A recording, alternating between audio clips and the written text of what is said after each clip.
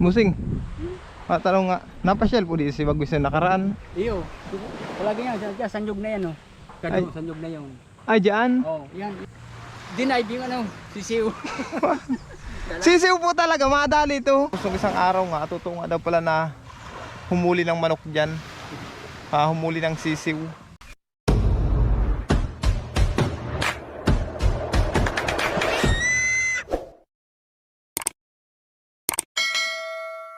Mga kasinag, isang pinagpalang araw po sa ating lahat ngayon mga kasinag. Ngayon po pala ay hahanapin ko naman si Bagwis. Ikalimang araw ngayong hindi pa umuwi si Bagwis mga kasinag. Medyo tanghali lang tayo nakalis dito sa bahay. 9:32 na ng umaga. Hanapin natin mga kasinag. Puntahan ko po dyan sa may kabilang sityo. Kasi hindi pa talaga umuwi mga kasinag.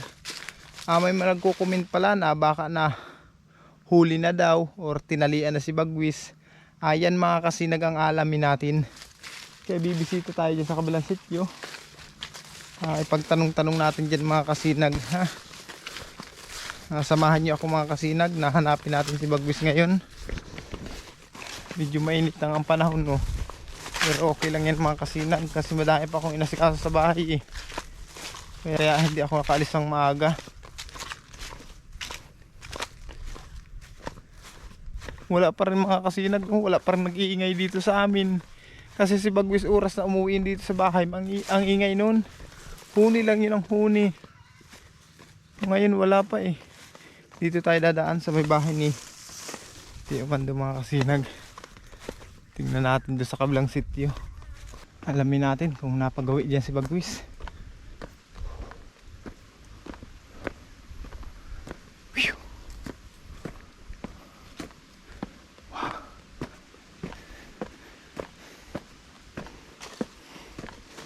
Paahon kasi ito mga kasinag. Ayan, oh. Makikita nyo. Mababa lang itong paahon na ito kung titingnan sa camera. Pero hindi naman gaano kataasan, hindi naman gaano kababaan. Pero mataas din mga kasinag.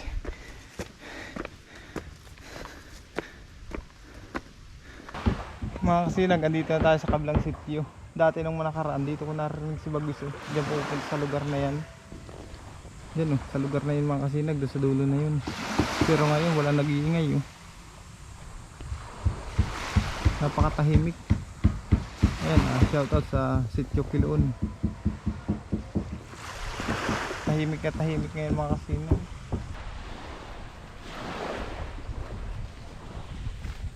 Musing. Tanong nga, napasyal po di si Bagwis na nakaraan. Iyo. Palagi nga, sanjog na yan, oh. Ay. Sanjog na yun. Ay, dyan? Oh, yan, matas na yan yun. Palagi dyan. Palimang araw ko nang hinahanap, hindi na uwi. Ilang araw? Palima na ngayon. Kahapon sana, kahapon na siguro yun, nandiyan. Doon, sa ano yun. Kahapon po. Pinakadulong yun. Pag minsan kasi nandiyan sa ano? Farm. Nandiyan. Oo. Masama, dumali naman ang manok ito. Alam. Pero may nagsabi ka sa akin, nagdali daw ng manok. Sabi ko, kausapin ko, kung sino yung kinakainan.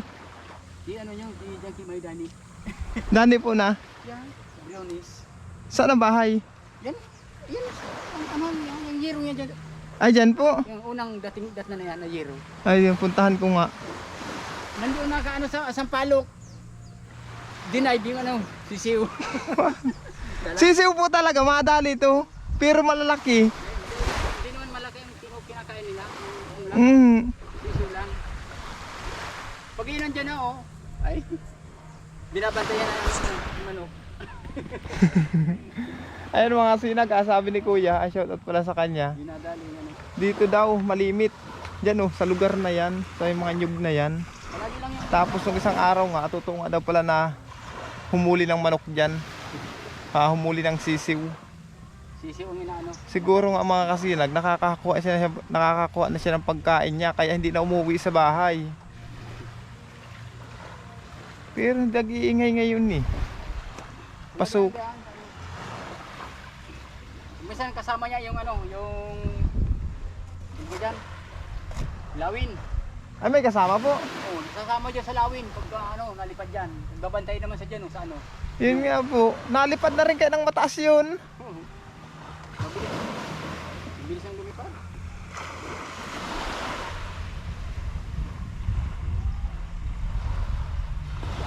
Sama niya yung ano, lawin.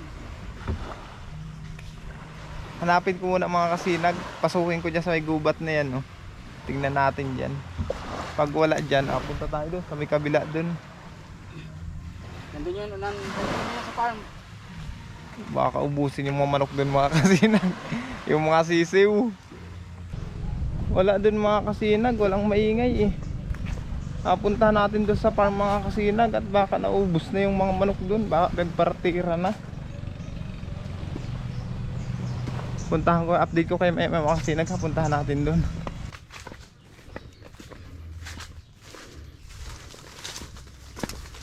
Mga kasinag, dito tayo punta sa farm. Baka andito na naman. Yun ang problema natin mga kasinag. Hindi natin alam kung nasaan si Bagwis ngayon. Ayan ang alamin talaga natin. Wala nag-iingay dito sa sityo.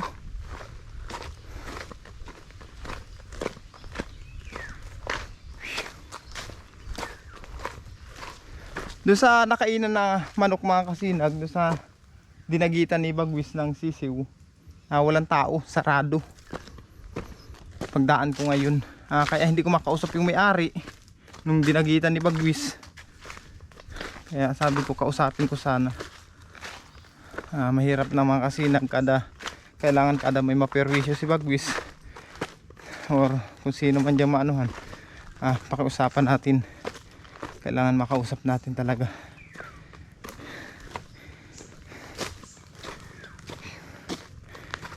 Kasi sabi rin ni kuya nung manakaraan, yung anak daw niya malimit din bigyan ng manok, ng sisiw. Kaya siguro hindi na uwi sa bahay kasi nga laging busog.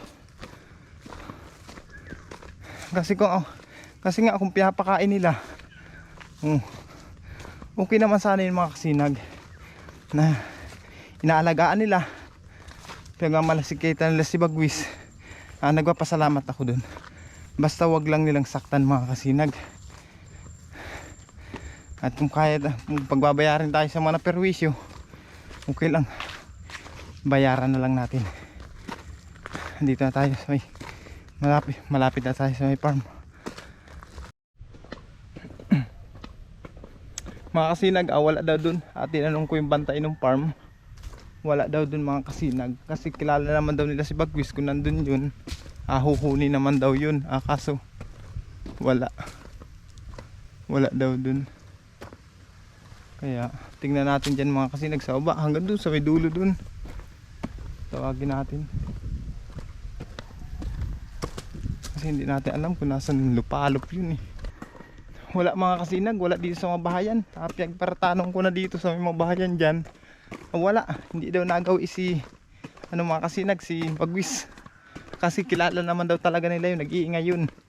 Pero ngayon wala. Kaya sabi ko, tingnan ko dito sa mga kahuyan dyan. Sabi kong ganyan.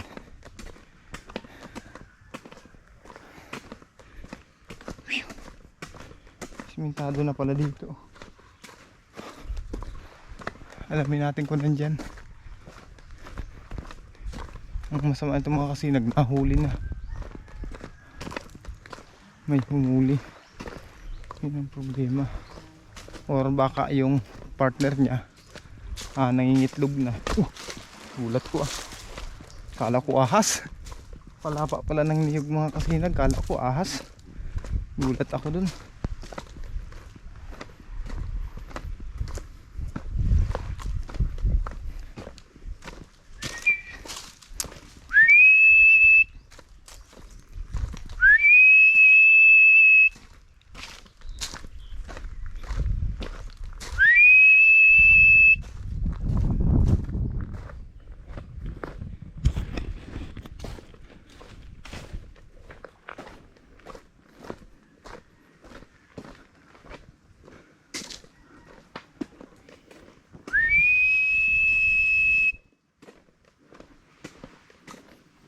Bagwis!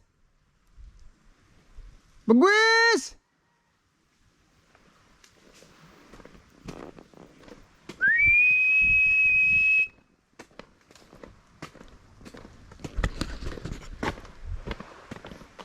Walang sumasagot mga kasinag.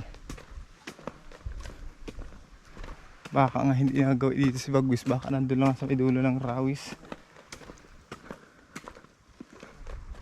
Walang nag-iingay ay oh.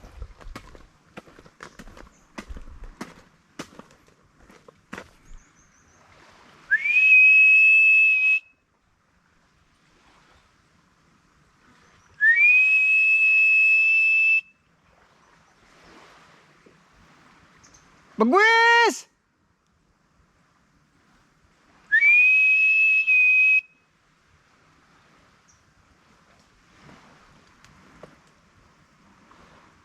Wala mga kasinag kasi dyan sa dulo niya papunta na yan sa Halabang Baybay eh.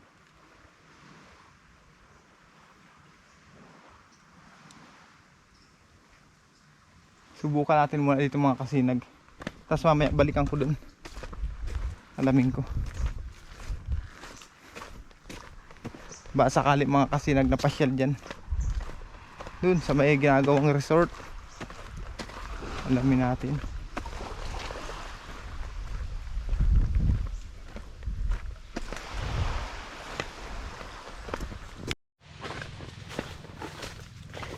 Andito na tayo mga kasinag sa Halabang Baybay.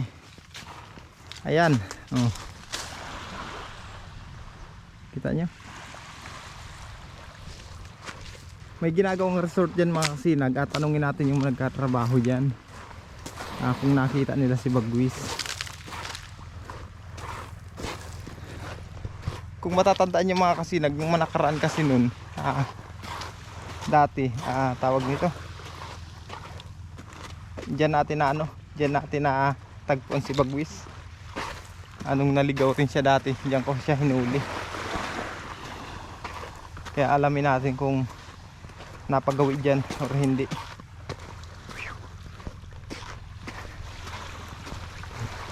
Init.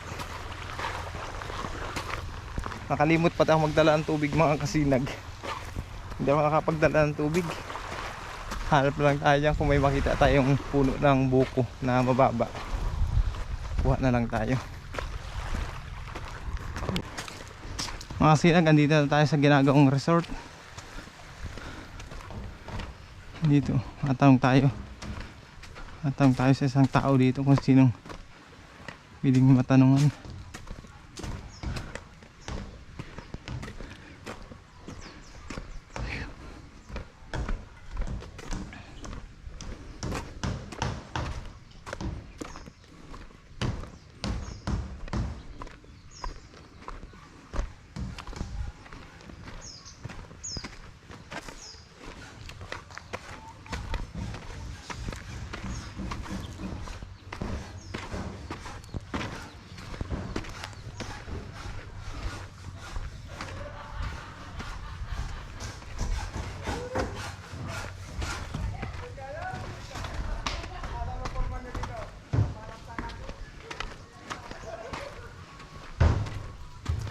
Pwede magtanong kuya. Hindi napansin yung alaga ko dito, yung ibon na agila. May napansin kayo nagpunta dito? Si Bagwis? Oo. Wala baga. Wala. Oo. 5 araw nang hindi umuwi. Ay ko baka nagawi dito. Baka nagawi dito. Si Bagwis? Oo. Dumaan tayo mo nang pigilin pa siya rin itong bito.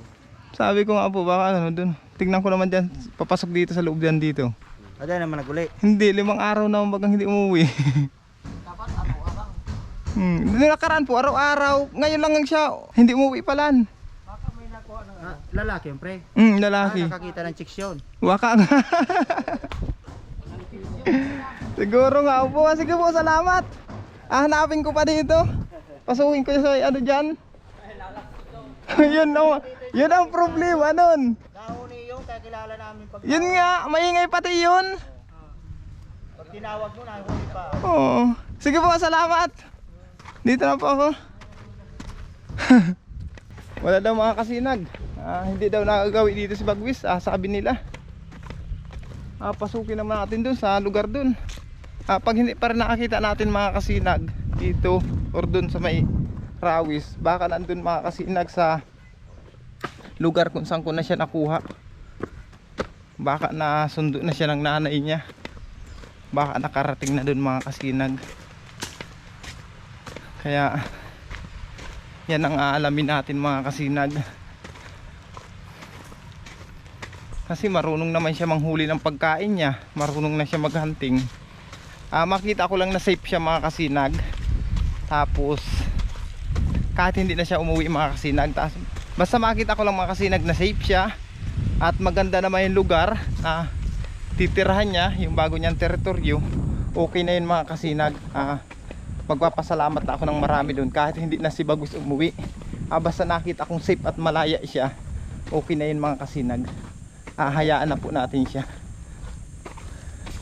Basta malaman ko lang mga kasinag na safe siya, naligtas siya. Pasalamat na tayo dun.